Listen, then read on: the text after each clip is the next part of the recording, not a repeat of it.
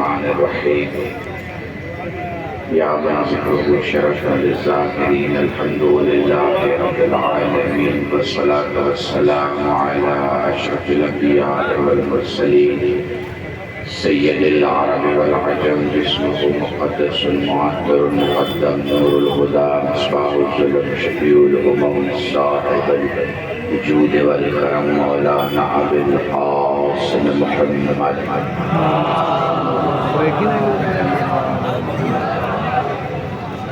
حبيب عليه الطيبين الطاهرين المعصومين المظلومين وشفيع المذنبين أما بعد فقد قال الله سبحانه وتعالى في القرآن الكريم بسم الله الرحمن الرحيم وما تشاءون إلا أن يشاء الله صلوات على محمد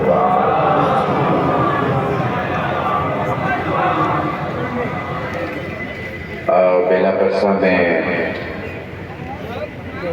دوسری بار آپ کی خدمت میں آنے کا شرف حاصل کر رہا ہوں۔ میرے بھائی اور شیواستی صاحب بہترین نظامت کی فرائض انجام دے رہے ہیں اور نہ جانے کتنے لوگوں نے صبح سے اب تک مولا کی بارگاہ میں وہ کلمات وہ جملے جو انہیں عطا ہوئے ہوں گے وہ بولے ہوں گے اور سبب بنے ہوں گے چند آنسوؤں کے بہنے کا اور رومال زہرا میں ان آنسوؤں سے جانے کا۔ مجھے پتہ ہے بہت گرمی ہے، آپ بہت پریشان ہیں۔ میں یہ بھی سمجھتا ہوں کہ مجمع کافی ہے، میں یہ بھی دیکھ رہا ہوں کہ دور دراز سے کافی لوگ آئے ہوئے ہیں اور میرے بڑے بھائی وزیر اسلام والمسلمین مولانا علی صاحب بھی آنے والے تھے جو ان کی طبیعت اور صحت کے سبب نہیں حاضر ہو سکے۔ مولا انہیں جلد سے جلد صحت یاب اور شفا یاب کریں انشاءاللہ۔ ہمارے جہاں کہیں بھی جو عالم دین وقت کے معاویہ کے سامنے وقت کے علی کی وکالت کر رہے ہوں، وقت کے یزید کے سامنے وقت کے حسین کی وکالت کر رہے ہوں، اس زمانے کے میزم بننے کی فہرست میں زبان کٹ جانے کے ڈر کو ختم کر کے اپنا نام لکھوانے میں آگے ہوں، ان سب کے وجود بابرکت اور صحت کے لیے مل جل کر درود پڑھے محمد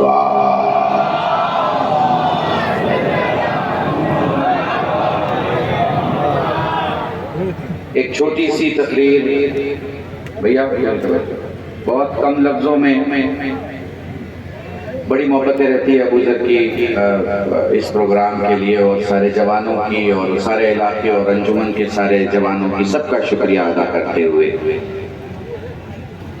میں نے کل دو جملے بولے تھے، میں وہیں سے شروع کرنا چاہوں گا۔ ہماری زندگی میں، ہم انسانوں کی زندگی میں، آپ جانتے ہیں میں بہت لمبی تقریر نہیں کرتا، 20 22 25 منٹ میں یہ سب کچھ ہوتا ہے، فضائل اور مسائل سب کچھ ظاہر پوری توجہ۔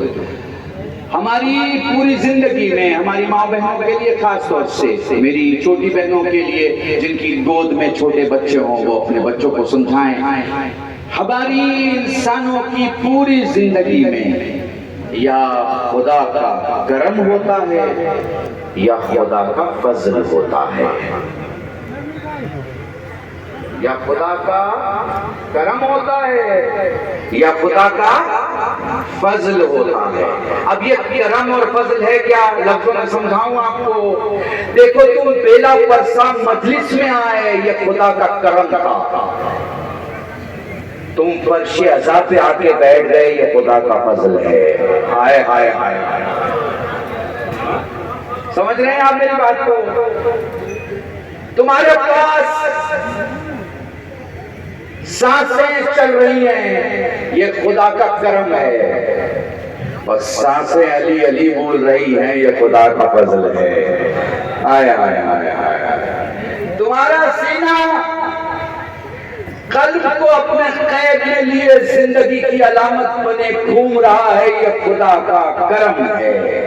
مگر تمہارے دونوں ہاتھ کربلا کے 72 کو دھڑکن کی 72 سے ملا رہے ہیں، یہ خدا کا فضل ہے۔ نہیں شاید نہیں سمجھے تو یوں سمجھو، بہت اہم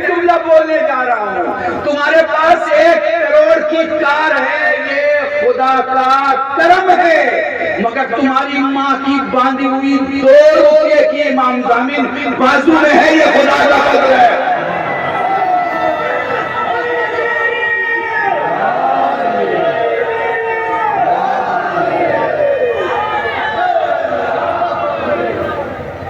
سمجھ رہے ہو؟ تمہارا رہبر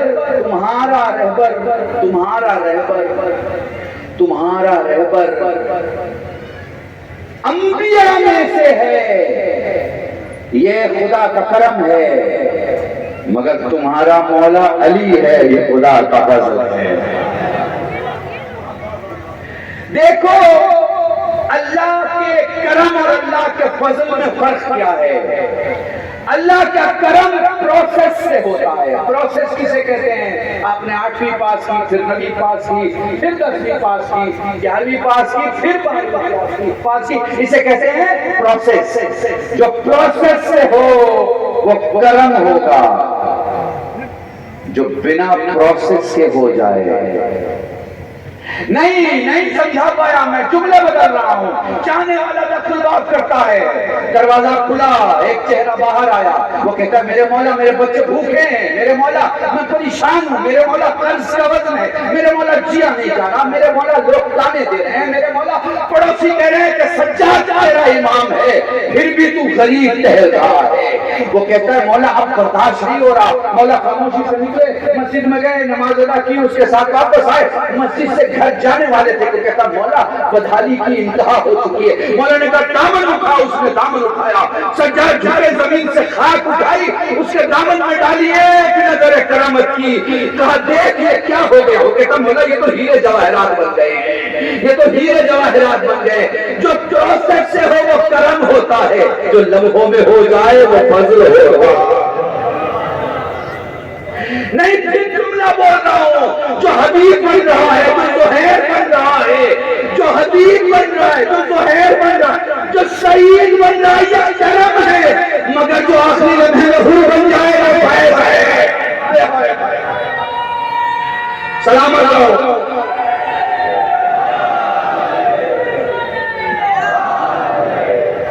محسوس کر پا رہے ہو؟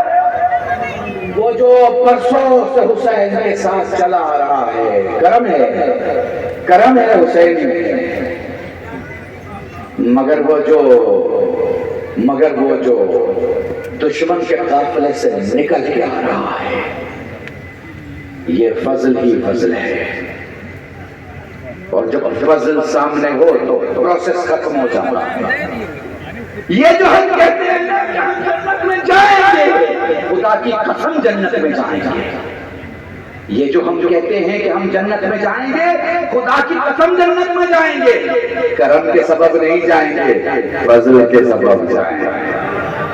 ہمارے عمل ایسے ہیں کہ ہم جائیں، یہ نہیں دعویٰ ہے، ہمیں پتا ہے جنہیں ہم چاہتے ہیں ان کا فضل ایسا ہے کہ وہ ہمیں چھوڑ کے نہیں جا سکتے۔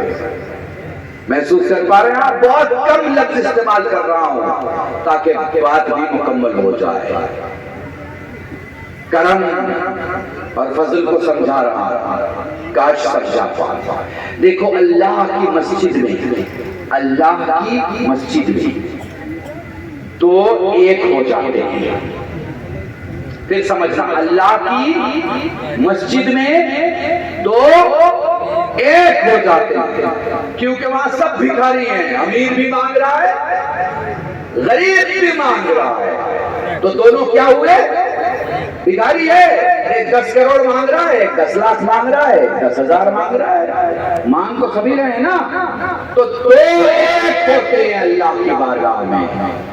حسین کی بارگاہ میں ایک کبھی دو نہیں ہوتے۔ نہیں محسوس کر پایا؟ حسین بٹنے نہیں دیتا، حسین بکھرنے نہیں دیتا۔ وہ جو ایک رکھتا ہے وہ کرم ہے، وہ جو بکھرنے نہیں دیتا فضل ہے۔ اللہ کی قسم، خدا کی قسم، اگر ایک ایک لفظ کو بیان کروں تو گھنٹوں گزر جائیں گے، مگر مجھے پتا ہے، میں دیکھ رہا ہوں کہ گرمی سخت ہے، حالات آپ کے لیے بھی سخت ہیں، خطیب اور مولوی کی یہی پہچان تھی کہ وہ سبحان ربی الاعلیٰ، سبحان ربی الاعلیٰ، سبحان ربی الاعلیٰ جب کہے 1 سے 2، 2 سے 5، 5 سے 7 بار، تو وہ صف کے جوانوں کو دیکھ کے نہ پڑھے، صف کے سب سے کمزور آدمی کو دیکھ کے پڑھے۔ یہ اس کی عدالت کا تقاضا ہے۔ اس لیے میں اپنے بزرگوں سے دستبستہ معافی کے ساتھ ہمارے سامنے جو لوگ کھڑے ہیں، میں پھر ان سے کہوں گا تم مجلس میں آ کے کھڑے ہو، یہ مولا کا کرم ہے، اور اگر بیٹھ جاؤ تو یہ مولا کا فضل ہے۔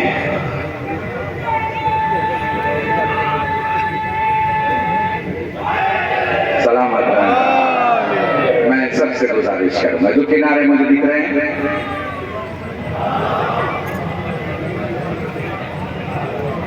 جی اب آپ بیٹھ گئے، بڑے سکون سے بیٹھ جاؤ کہ تم نے اتنی بے چینی دیکھی بھی نہیں جتنی حسین کی سکینہ نے دیکھی ہے، تم نے اتنی مصیبت دیکھی نہیں جتنی حسین کی زینب نے دیکھی ہے، تم وہ مصیبتیں سوچ نہیں سکتے جتنا عباس کی ام کلثوم نے دیکھی۔ یہ قوم ہمیشہ زندہ رہے گی، خدا کی قسم، کیونکہ آنسو انہیں زندہ رکھیں گے، کیونکہ وہ جو آنسو لینے آنے آتی ہے وہ بڑی بیوی ہے، وہ بڑی شہزادی ہے۔ میں بڑے آرام سے پڑھوں، آرام سے۔ اچھا دیکھو، لفظ بولوں گا، لفظ حس کرنا لفظ کو، بھیا حس کرنا لفظ کو۔ سہل کہتے ہیں مولا کے پاس آ کے، مولا آپ کو مہمان رکھنا چاہتا ہوں، بس لفظ محسوس کرنا، اپنی ماں بہنوں کو ہدیہ کرنا۔ سہل کہتے ہیں مولا آپ کو مہمان رکھنا چاہتا ہوں۔ سجاد بڑی دیر تک رو کے کہتے ہیں مجھے اس لفظ سے ڈر لگتا ہے۔ میں نے تو پورا مسائل تمہارے سامنے پڑھ دیا۔ سجاد کہتے ہیں مجھے اس لفظ سے ڈر لگتا ہے، میرے مسلم کو کوفے میں مہمان رکھا گیا، نتیجہ سب کے سامنے ہے، میرے بابا کو کربلا میں مہمان رکھا گیا، نتیجہ سب کے سامنے ہے، ہم شام میں مہمان رہے، نتیجہ سب کے ساتھ، ہمیں مہمان نہیں رہنا، ہم نے گھر کے باہر نکلنا بند کر دیا۔ وہ کہتے ہیں مولا اگر تیرے بابا کی مجلس برپا کروں، سجاد رو کے فرماتے ہیں تب ضرور آؤ۔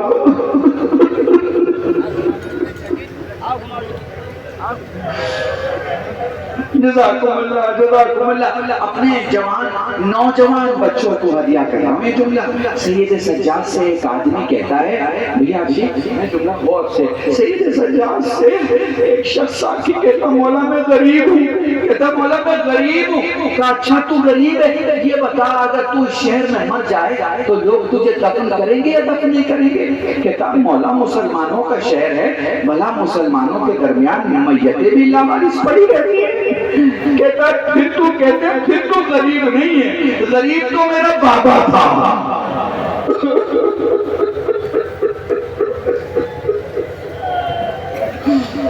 جزاکم اللہ، خدا تمہیں کوئی غم نہ دے سوائے غم سید الشہداء کے۔ جن تاریخوں میں یہ مجلس کر رہے ہو یہ منسوب ہے حسین کی 4 سال کی سکینہ سے۔ آپ جانتے ہو مائیں اپنے بیٹوں کو بہت چاہتی ہیں، باپ اپنی بیٹیوں کو بہت چاہتا ہے، ماں کے لیے ان کا لخت جگر سکون ہوتا ہے، باپ کے لیے ان کی بیٹیاں سکون ہوتی ہیں۔ چلو ایک حسین جیسے بابا کی سکینہ جیسی بیٹی کا احوال سنا رہا ہوں، شاید اگر سمجھ میں آ جائے تو 2 آنسو گر جائیں گے، تمہاری اور میری آخرت کا سامان ہو سکے گا۔ سید سجاد سے سائل سوال کرتا ہے مولا کیسے روئیں؟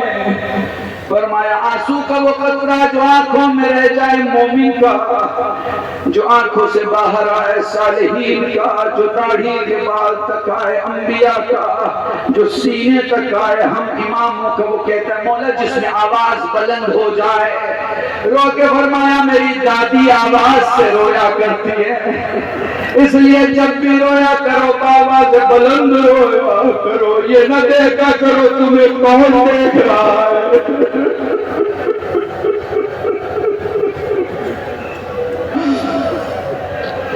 مجھ سے خطیب نے ایک جملہ کہا، کہتے ہیں جناب سکینہ کی زندگی کے حالات کو پڑھ رہا تھا، مجھے 2-3 باتیں سمجھ میں نہیں آ رہی تھی۔ میں نے ان سے سوال کیا وہ کون سی باتیں ہیں جو آپ سمجھنا چاہ رہے تھے؟ کہنے لگے شاید یہ سمجھ میں نہیں آیا کہ سکینہ جب اونٹ سے گری خاموش کیوں ہو گئی۔ میں نے روایت میں کہیں نہیں پڑھا کہ سکینہ نے کسی کو پکارا ہو۔ میں نے ان سے کہا سید یہ بتائیں پھر آپ کو کیا لگتا ہے شہزادی جب اونٹ سے گری تو آواز کیوں نہیں آئی؟ کہنے لگے کلبر شہز جب بچہ بلندی سے گرتا ہے بے ہوش ہو جاتا ہے۔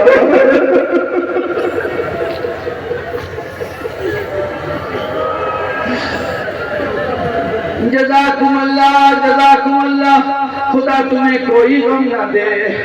بولو سکینہ دنیا میں آئی، بولو سکینہ پیدا ہوئی، بولو زینب حسین سے فرماتی ہے خدا عزتوں کی چادر جب کسی کے کندھے پہ ڈالے تو اسے بیٹی عطا کرتا ہے۔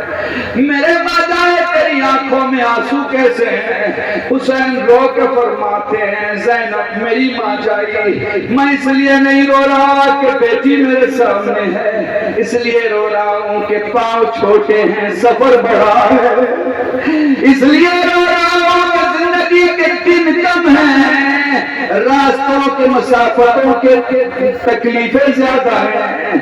حسین رو رہے ہیں، زینب رو رہی ہے، حسین رو رہے ہیں، زینب رو رہی ہیں۔ سکینہ کی پیدائش سے یہ جو کریا شروع ہوا آخر تک بند نہیں ہوا۔ آپ کو میں بتاؤں کربلا میں سب نے کہا مجھے پیاس لگی ہے، سکینہ نے بھی کہا لیکن فرق ہے، سب نے اپنے لیے کہا تھا، سکینہ نے سب کے لیے کہا۔ جب مشکل لے کے اپنے چچا کے پاس آئی تو یہی فرماتی ہیں چچا جان وہ جو بچے ہیں وہ کہتے ہیں جب تک تیرا پاس سلامت ہے ہمیں یقین ہے پانی ضرور آ جائے گا، جب تک تیرا چچا سلامت ہے ہمیں یقین ہے پانی ضرور آ جائے گا، اور اگر برداشت کر سکو تو برداشت کر لینا۔ میں ایک موقع بیان کر رہا ہوں، ایک منزل شہادت کی بیان کر رہا ہوں، غور سکو تو غور کر لینا، تمہاری آوازیں رونے کی دور تک جائیں گی۔ امام حسین جب جناب عباس کی طرف بڑھے ہیں تو پہلے بازو اٹھایا ہے پھر عباس تک پہنچے ہیں۔ اس کا مطلب کیا ہے؟ اس کا مطلب یہ ہے کہ عباس اس وقت تک خیمے کی طرف بڑھتے رہے جب تک بازو تکے، اس کے بعد بھی